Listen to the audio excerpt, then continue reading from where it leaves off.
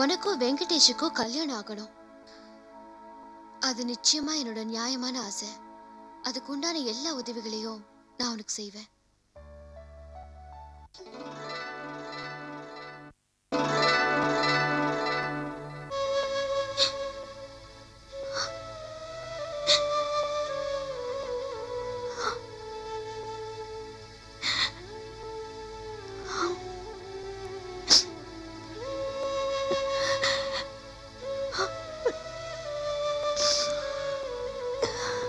எனக்கு கொஞ்சம் வேலை இருக்கு. நீங்க தூங்குறதா இருந்தா தூங்கலாம்.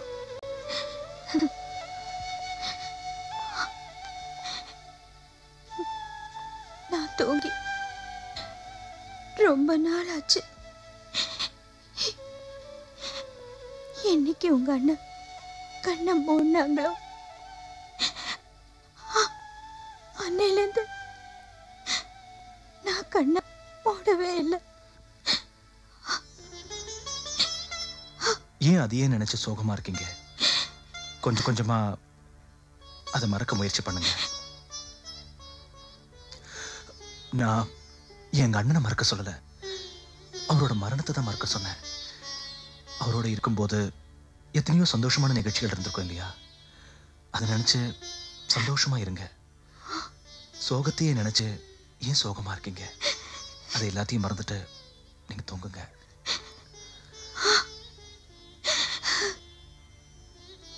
உங்க கூட நான் இந்த ரூம்ல இருக்கிறது உங்களுக்கு ஆட்சேபனையா இருந்துச்சுன்னா நான் வெளியே போயிடுறேன்.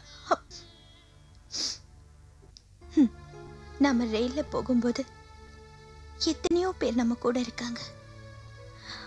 அதெல்லாம் பார்க்காம நாம தூங்கிக்கிட்டே போறது இல்லையா?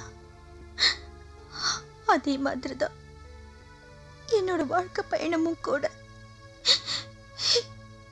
நீங்க எனக்கு ஒரு சக பயணி, அவ்வளவுதான்.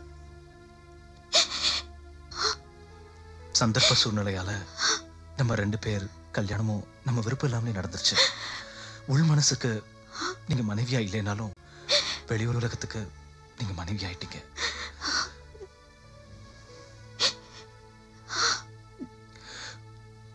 உங்க சம்மதத்தோட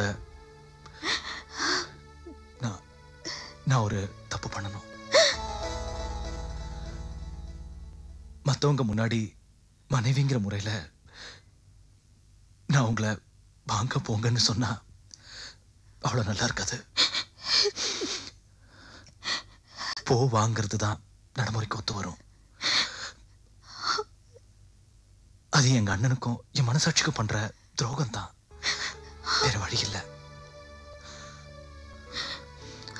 அதுக்கு உங்க அனுமதி வேணும், உங்க சம்மதம் வேணும். ப்ளீஸ். நீங்க இந்த வீட்டுக்கு சொந்தக்காரர். என்ன பொறுத்த வரைக்கும் நான் இந்த வீட்டுக்கு வேலைக்காரி.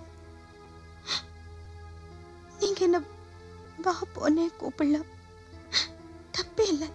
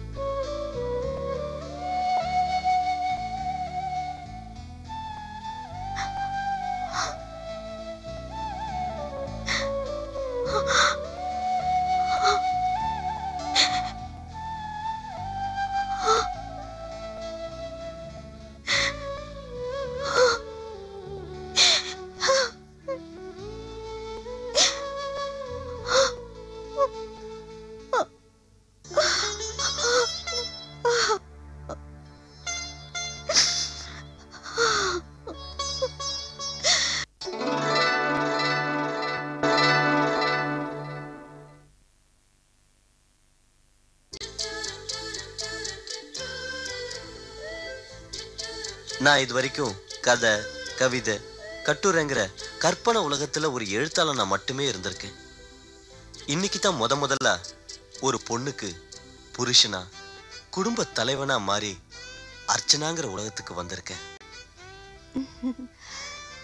என்னங்க, உங்களுக்கு வரப்போற மனைவி இப்படியெல்லாம் இருக்கணும்னு நீங்க எதிர்பார்த்திருப்பீங்கல்ல, அந்த மாதிரி நான் இருக்கேனா?